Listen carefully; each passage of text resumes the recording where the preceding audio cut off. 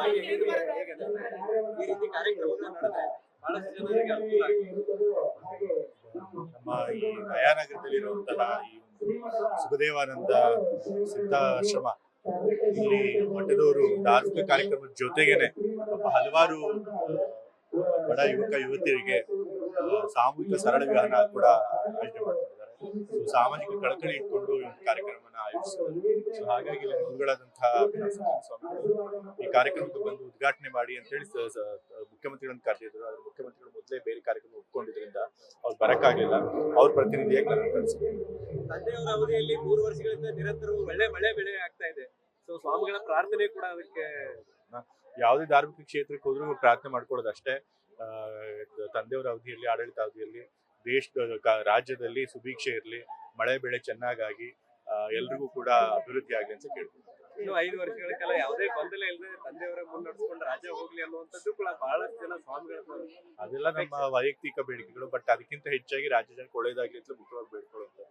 ಮತ್ತೆ ಇನ್ನ ಅವರ 5 ವರ್ಷ ಪೂರೈಕೆ ಬಗ್ಗೆ ಅವರೇ ಮುಖ್ಯಮಂತ್ರಿಗಳೇ ಮಾತನಾಡಿದ್ರು. ಸೊ ಅದ್ರ ಬಗ್ಗೆ ಮಾತನಾಡ್ತೀವಿ. ಪದೇ ಪದೇ 136 ಶಾಸಕರಿದ್ರು ಕೂಡ ಚರ್ಚೆಗಳ ಪದೇ ಪದೇ ಬರ್ತಾ ಇದೆ.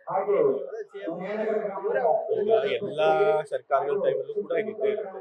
ನಮ್ಮ ಸರ್ಕಾರ ಏನಿತ್ತು ಗೊತ್ತಾಗಿಲ್ಲ. ಕಳೆದ ಬಾರಿ ಬಿಜೆಪಿ ಇದ್ದಾಗ ಆಗ್ಲೂ ಕೂಡ ಅದೇ ರೀತಿ ಆಗಿತ್ತು ತಾನೆ. ಆಗ್ಲೂ ಬದಲಾವಣೆ ಎಲ್ಲಾ ಸರ್ಕಾರಗಳಿದ್ದಾಗಲೂ ಕೂಡ ಯಾರ್ಯಾರ ಆಕಾಂಕ್ಷಿಗಳಿರ್ತಾರೆ ಕೇಳ್ತಿರ್ತಾರೆ. ಸೊ ಅದ್ರೊಳಗೆ ನಮ್ಮ ಸರ್ಕಾರ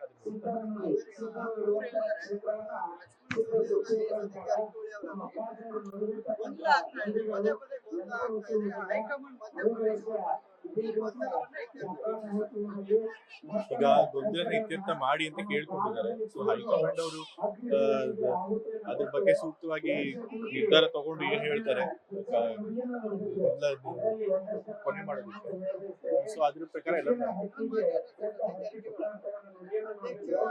ಜೊತೆಗೆ ಎಲ್ಲವೂ ಸಚಿವ ಸಂಪುಟ ಸೇರಿದಂತೆ ಬದಲಾವಣೆ ಹೊಸ ಮುಖಗಳು ಬರಬೇಕು. ಈಗ ಪ್ರತಿ ಸರ್ಕಾರದ ಅರ್ಧ ಅವಧಿ ಆದ್ಮೇಲೆ ಸಂಪುಟ ಪುನರಚನೆ ಮಾಡುವಂತದ್ದು ವಾಡಿಕೆ ಇರುವಂತದ್ದು. ಸೊ ಹಾಗಾಗಿ ಎಷ್ಟೋ ಜನ ಶಾಸಕರು ಕೇಳ್ಕೊಂಡಿರ್ತಾರೆ. ಸೊ ಅದೇನು ಹೊಸ ಬೇಡಿಕೆ ಏನಲ್ಲ. ಸೊ ಆದ್ರೆ ವರಿಷ್ಠರು ಅದ್ರ ಬಗ್ಗೆ ಸೂಕ್ತವಾದ ನಿರ್ಧಾರ ತಗೋತಾರೆ.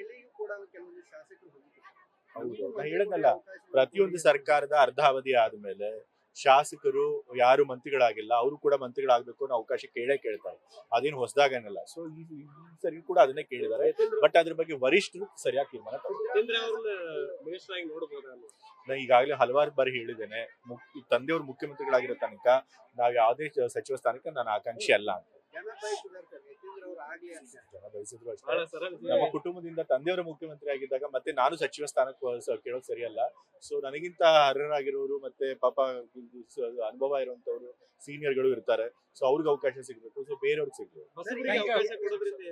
ಹೊಸಬರಿಗೂ ಕೂಡ ಅವಕಾಶ ಕೊಡ್ಲಿ. ಈಗಾಗಲೇ ಹೊಸ ಶಾಸಕರು ಕೂಡ ಹೋಗಿ ಕೇಳಿದ್ದಾರೆ.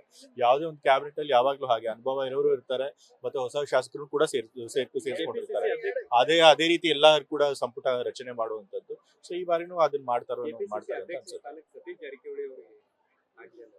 ಅದ್ರ ಬಗ್ಗೆ ನಾ ಇನ್ನು ಮಾತಾಡಕ್ಕಾಗಲ್ಲ. ಯಾಕೆಂತಂದ್ರೆ ಇದು ಎಲ್ಲ ನಮ್ಮ ವರಿಷ್ಠರು, ನಾಯಕರು, ಹೈಕಮಾಂಡ್ ಅವರು ತೀರ್ಮಾನ ಮಾಡಬೇಕು. ಅದ್ರ ಬಗ್ಗೆ ನನ್ನ ಪಾತ್ರ ಏನಿರಲ್ಲ. ಸೊ ಹಾಗಾಗಿ ಅದ್ರ ಬಗ್ಗೆ ಎರಡು ಉಪಚುನಾವಣೆ ಆಗಿದ್ದಾವೆ. ಎರಡು ಉಪಚುನಾವಣೆಯಲ್ಲಿ ಹೆಂಗಿದೆ ಗೆಲ್ತೀರಿ? ನಾನು ಬಾಗಲಕೋಟೆ ವಿಧಾನಸಭಾ ಕ್ಷೇತ್ರದಲ್ಲೇ 10 ದಿವಸಗಳ ಕಾಲ ಪ್ರಚಾರ ಕೈಗೊಂಡಿದ್ದೆ. ಯಾಕೆಂದ್ರೆ ನಮ್ಮ ಹೈಕಮಾಂಡ್ ಅವರು ಹೇಳಿದ್ರು, ACC ಸೂಚನೆ ಕೊಟ್ಟಿದ್ರು, ಒಂದು ಕ್ಷೇತ್ರದಲ್ಲಿ 10 ದಿವಸ ಇರಬೇಕು ಅಂತ ಹೇಳಿ. ಸೊ ಅಲ್ಲಿ ವಾತಾವರಣ ಚೆನ್ನಾಗಿತ್ತು. ಎಲ್ಲಿ ಹೋದ್ರು ಕೂಡ ಕಾಂಗ್ರೆಸ್ ಪಕ್ಷದ ಬಗ್ಗೆ ಜನ ಒಲವು ತೋರಿಸ್ತಾ ಇದ್ರು. ಸೊ ಅಲ್ಲಿ ನಾವು ಗೆಲ್ತೀವಿ ಅನ್ನೋ ನಂಬಿಕೆ ಇದೆ. ದಾವಣಗೆರೆ ಉಪಚುನಾವಣೆಯಲ್ಲೂ ಕೂಡ ಅಲ್ಲಿ ಯಾರು ಪ್ರಚಾರ ಮಾಡಿದ್ರು ನಮ್ಮ ಸಹೋದ್ಯೋಗಿಗಳು ಮತ್ತೆ ನಮ್ಮ ಕಾರ್ಯಕರ್ತರು, ಅವರು ಕೂಡ ಅಲ್ಲಿ ಒಳ್ಳೆ ರಿಪೋರ್ಟೇ ಕೊಡ್ತಾ ಇದ್ದಾರೆ. ಅಲ್ಲೂ ನಾವು ಗೆಲ್ತೀವಿ ಅನ್ನೋ ಭರವಸೆ. ರಿಸಲ್ಟೇ ಬಂದಿಲ್ಲ ಸರ್, ಆದ್ರೂ ಕೂಡ ಇಲ್ಲಿ ಕೆಲವೊಂದಿಷ್ಟಾದ್ರೆ ಈಗ ನನಗೆ ಗೊತ್ತಿರೋ ಮಾಹಿತಿ ಪ್ರಕಾರ ಎಲ್ಲಾ ನಾಯಕರುಗಳು ಒಟ್ಟಾಗಿ ಪ್ರಚಾರ ಮಾಡಿದ್ದಾರೆ. ವರಿಷ್ಠಗೆ ಏನ್ ಮಾಹಿತಿ ಇದೆ ಗೊತ್ತಿಲ್ಲ. ನಾನ್ ದಾವಣಗೆರೆ ಉಪಚುನಾವಣೆಗೆ ಪ್ರಚಾರಕ್ಕೆ ಹೋಗಿಲ್ಲ. ಸೊ ವರಿಷ್ಠರಿಗೆ ಅವ್ರಿಗೆ ಮಾಹಿತಿ ಇರೋ ಏನ್ ಮಾಹಿತಿ ಇದೆ ಅದ್ರ ಪ್ರಕಾರ ಅವ್ರು ತೀರ್ಮಾನ ತಗೊಂಡಿದ್ದಾರೆ. ಸೊ ಅದ್ರ ಬಗ್ಗೆ ನಾನು ಹೇಳದ್ನಲ್ಲ, ಅದ್ರ ಬಗ್ಗೆ ನಾನು ಏನೂ ಕಾಮೆಂಟ್ ಮಾಡಕ್ ಆಗೋದಿಲ್ಲ. ಬಟ್ ಜಮೀರ್ ಅವರು ನಮ್ಮ ಪಕ್ಷದ ಒಬ್ಬ ಹಿರಿಯ ಮುಖಂಡರು. ಅವ್ರು ಯಾವಾಗಲೂ ಕೂಡ ಪಕ್ಷಕ್ಕೆ ಅಸೆಟ್. ಅವರು ಕೂಡ ದಾವಣಗೆರೆ ಉಪಚುನಾವಣೆ ಪ್ರಚಾರ ಮಾಡಿದ್ರು, ಬಾಗಲಕೋಟೆಗೂ ಬಂದು ಪ್ರಚಾರ ಮಾಡಿದ್ರು. ಸೊ ನನಗೆ ಅವ್ರ ಪಕ್ಷಕ್ಕೆ ಪ್ರಾಮಾಣಿಕರು ದುಡಿದಿರ್ತಾರೆ ಅನ್ನೋ ನಂಬಿಕೆ ನನಗಿದೆ. ಅಲ್ಪಸಂಖ್ಯಾತರು ಟಿಕೆಟ್ ಕೇಳಿದ್ದೇ ತಪ್ಪಾಯ್ತಾ ಅನ್ನುವಂಥದ್ದು. ತಪ್ಪಾಗುತ್ತೆ. ಏನಕ್ಕೆ ತಪ್ಪಾಗಿರುತ್ತೆ, ಅದೇನು ತಪ್ಪಿಲ್ಲ. ಅದಕ್ಕೆ ತಲೆದಂಡ ಹಾಕಿದೆ. ಏನ್ ನಾನು ಹೇಳಿದ್ನಲ್ಲ, ತಲೆದಂಡ ಸುಮ್ಮನೆ ಮಾಡಿಲ್ಲ. ವಜಾ ಮಾಡಿದ್ರು ನಜೀರ್ ಅಹ್ಮದ್ ಅವರು. ಹೈಕಮಾಂಡ್ ಅವ್ರಿಗೆ ಯಾವ್ದಾದ್ರು ಅಲ್ಪಸಂಖ್ಯಾತರ ಸ್ಪಷ್ಟವಾದಂತ ಮಾಹಿತಿ ಇರುತ್ತೆ, ಆ ಮಾಹಿತಿ ಆಧಾರದ ಮೇಲೆ ಅವ್ರು ಮಾಡಿರ್ತಾರೆ. ಸೊ ಆ ಮಾಹಿತಿ ನನಗಿಲ್ಲ, ಸೊ ಅದ್ರ ಬಗ್ಗೆ ನಾ ಕಾಮೆಂಟ್ ಮಾಡಿ. ವಿನಯ್ ಕುಲಕರ್ಣಿ ಅವರು ವಿನಯ್ ಕುಲಕರ್ಣಿ ಅವ್ರಿಗೆ ಕೋರ್ಟ್ ಇವಾಗ ಅವ್ರನ್ನ ತಪ್ಪಿತಸ್ಥರು ಅಂತ ಹೇಳಿದೆ, ಬಟ್ ಆದ್ರೆ ಹೈಯರ್ ಕೋರ್ಟ್ಗೆ ಅಪೀಲ್ ಕೂಡ ಅವಕಾಶ ಕೊಟ್ಟಿದ್ದಾರೆ. ಸೊ ಅವ್ರಿಗೆ ಇನ್ನೂ ಕೂಡ ಲೀಗಲ್ ಬ್ಯಾಟಲ್ ಮಾಡೋದಕ್ಕೆ ಅವಕಾಶ ಇದೆ. ಸೊ ನೋಡೋಣ ಏನಾಗುತ್ತೆ.